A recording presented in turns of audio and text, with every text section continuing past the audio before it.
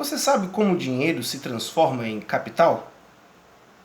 Bem, este será o assunto do nosso vídeo de hoje. No entanto, é importante ressaltar primeiro um conceito comum em relação ao que seja capital. Ora, de acordo com Karl Marx, em sua obra célebre que leva o mesmo nome do nosso objeto de estudo, ou seja, a obra O Capital de Marx, cujo subtítulo é Crítica da Economia Política, na obra O Capital, Marx vai definir esta forma de, né, essa forma essa forma econômica, né, que é o capitalismo, o capital enquanto tal. Marx vai definir o capital enquanto autovaloração do valor. Em outras palavras, o capital, então, significa o valor que se autovaloriza. O valor que valoriza a si mesmo. Um movimento que, pela sua própria dinâmica, pela sua própria estrutura, seria capaz de se expandir continuamente, até que ele encontre algum obstáculo que pode lhe gerar uma crise, algo previsto por Marx, né? Que ocorre, portanto, de modo sistêmico, em funções das contradições da própria estrutura desta dinâmica do sistema. Então, capitalista, né? Então, veja, o que é o capital como este produto da relação de uma forma de vida capitalista? Como o principal objetivo da forma de vida capitalista, que é o acúmulo de capital.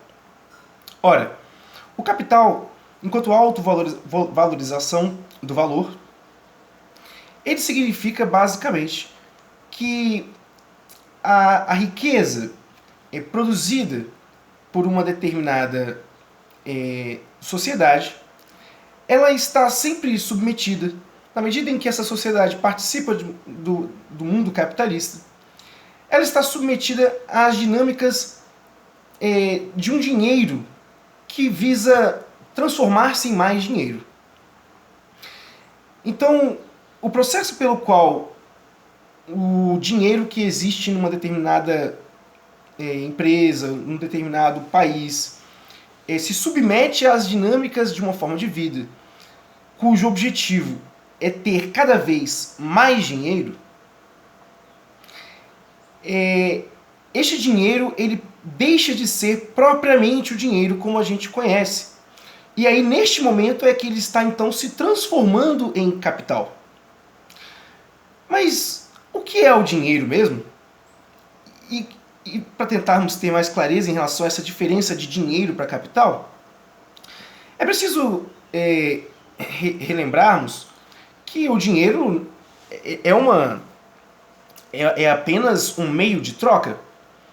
Né? O dinheiro surge com a finalidade de facilitar as trocas de produtos entre pessoas ou povos distintos. Então, o dinheiro, em sua origem, ele não tem um valor de uso. Né? Ele não tem um valor em si como algo que você possa fazer com o dinheiro. O dinheiro ele apenas serviria para que eu pudesse intercambiar produtos diferentes.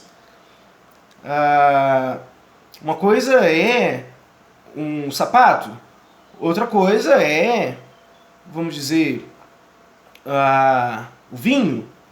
E para que a gente possa trocar sapatos por vinhos, ou melhor, provavelmente por vinho, se a gente considerar que o vinho seja, nesse cenário, nem sempre será assim, né? Mas vamos considerar que o vinho seja um produto que tem um valor maior do que o sapato. E o que define isso? Ora, define isso todas as condições para que o vinho seja produzido, né? De modo, a principal causa, né, do valor de um produto fora de uma relação capitalista, na qual esse produto há de se tornar uma mercadoria, que é o que define a forma dos produtos sob o capital. Então, antes de ser uma mercadoria, as coisas são meramente produtos. E o valor de um produto está, então, no seu uso. Né? Mas para que eu possa trocar produtos com valores de usos distintos, com finalidades distintas, né? Com dinâmicas de aquisição, de produção mesmo distintos, né? São as coisas, cada coisa é diferente uma da outra no modo como ela é produzida, na quantidade que ela tem de disponível no mundo. Então, oferta e demanda, que é uma lei inerente ao processo de valorização dos produtos, né? Que vai estar incluída aí no processo de determinação também dos preços, quando passarmos a entender a diferença então entre o valor e o preço, né?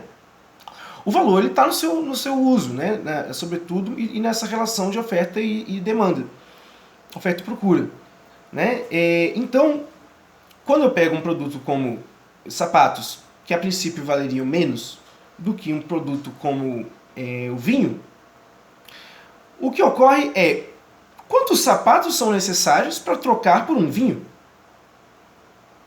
Ou se o exemplo do vinho está difícil de visualizar essa diferença, pensemos, por exemplo, que o cara ele é um produtor de casas. Não, ele é um construtor, ele faz uma casa.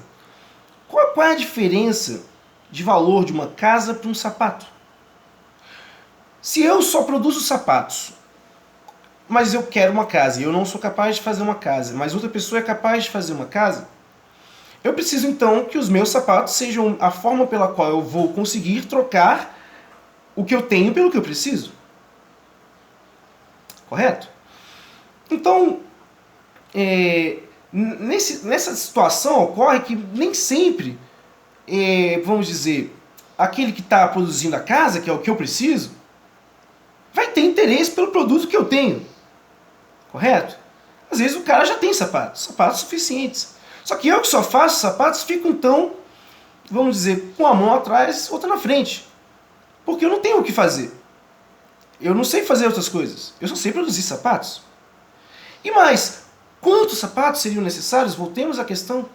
Eu teria que entregar para essa pessoa, vamos dizer, 500 sapatos para poder, vamos botar um cenário bem hipotético, poder ter minha casa, ainda que pequenininha. É óbvio que essa pessoa não tem interesse em 500 sapatos, não para o seu uso próprio. Ninguém tem 500 sapatos. Se tiver, eu lamento por essas pessoas que têm 500 sapatos, que isso não tem o menor cabimento. Correto? Então, para facilitar as trocas de produtos, de valores de usos distintos, um valor de uso, é preciso ressaltar, é uma qualidade do que as coisas têm. São qualidades distintas, cada produto tem uma qualidade distinta da outra.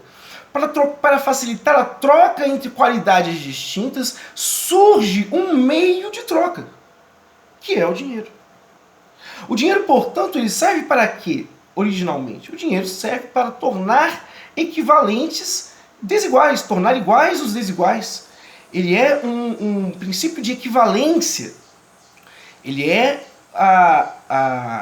aquilo que há de comum entre os diferentes. Então o dinheiro é esse meio de troca universal, que é capaz de homogeneizar os heterogêneos, correto? E por meio dessa facilidade que transforma qualidades em quantidades, porque o dinheiro é isso, ele não é mais ele não tem a qualidade do sapato, ou a qualidade da casa, ou do vinho, etc. Ele tem apenas a quantidade que socialmente se convenciona, a partir de uma série de, também nesse sentido, regras, dinâmicas inerentes ao próprio processo de feitura, de aquisição, né, e o valor social que os produtos têm. Mas, né, o dinheiro é esta instância das relações sociais humanas que é capaz de não ser um valor de uso em si mesmo, mas apenas um valor de troca diferente daquelas coisas que você usa o dinheiro para poder ter acesso, que são valores de uso. Mas aí então percebe-se que as coisas que nós buscamos ter acesso, elas também têm um valor de troca, já que é possível intercambiá-las por dinheiro. E é por meio da troca do produto por dinheiro que eu então passo a ter um acesso facilitado a outro produto. Eu transformo o que eu tenho na forma de uma qualidade em uma quantidade, que é uma coisa que é mais fácil transporte, né? Você vai daqui de um país para o outro, você consegue, né? A pessoa, enfim, às vezes hoje em dia a gente tem a questão do câmbio, etc. Mas você tem dinheiro num lugar, você tem dinheiro em qualquer lugar. Então, facilita muitas trocas, não é verdade? Nessa função ele parece inclusive ser algo benéfico, não é verdade? O problema não está aí.